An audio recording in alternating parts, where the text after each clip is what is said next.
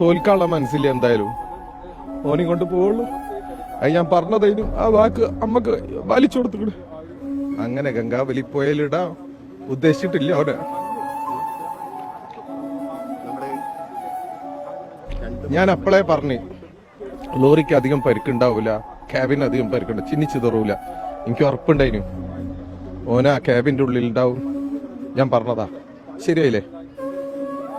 ഉറപ്പായിട്ടും ഓനെയും കൊണ്ടിട്ട് നമ്മൾ പോവുള്ളൂ. ആ ഒരു ഉറപ്പാണ് കുടുംബത്തിന് നൽകിയിരുന്നത്. അതെ, അർജുന്റെ അമ്മയ്ക്ക് നൽകിയ ഉറപ്പ് പാലിച്ചു. ഞാൻ അവിടെ എത്തിക്കൂ. കഴിഞ്ഞ 2 മാസം വലിയ ത്യാഗം സഹിക്കേണ്ടി വന്നു. തീർച്ചയായിട്ടും ഈ തെരച്ചിൽ വീണ്ടും പുനരാരംഭിക്കുന്നതിന് വേണ്ടി മുട്ടാത്ത വാതിലുകളില്ല. ഇല്ല. ഒരു സാധാരണക്കാരനെ കൊണ്ട് എത്ര കഴിയും അതിന്റെ പരമാവധി നമ്മൾ ചെയ്തു. ഒരു ഡ്രൈവറെ കണ്ടെത്തുന്നതിന് എന്തിനു നിങ്ങൾ ഇത്രയേറെ മുന്നോട്ട് ഇങ്ങനെ സമ്മർദ്ദം ചെലുത്തണം എന്നുള്ള ചോദ്യങ്ങൾ പോലും പലവട്ടം നേരിടേണ്ടി വന്നു. സോഷ്യൽ മീഡിയയിൽ തെറ്റായ പ്രചാരണങ്ങൾ നടന്നു. പക്ഷെ അതിലൊക്കെ അതിജീവിച്ചുകൊണ്ടാണ് ഇപ്പോൾ ഈ ഘട്ടത്തിലെത്തിയിരിക്കുന്നത്. അതെ, തോൽക്കാനുള്ള മനസ്സില്ല എന്തായാലും.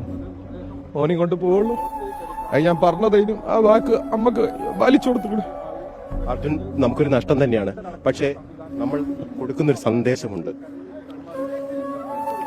ഒരാള് ഉറച്ചൊരു കാര്യത്തിന് ഇറങ്ങിയാല് അത് സാധിക്കും. അതിന്റെ കൂടെ ആരുണ്ടായാലും ഇല്ലെങ്കിലും അത് സാധിക്കും. അത്ര ധൈര്യത്തിൽ നിന്ന, ആത്മവിശ്വാസത്തിൽ നിന്ന സാധിക്കും.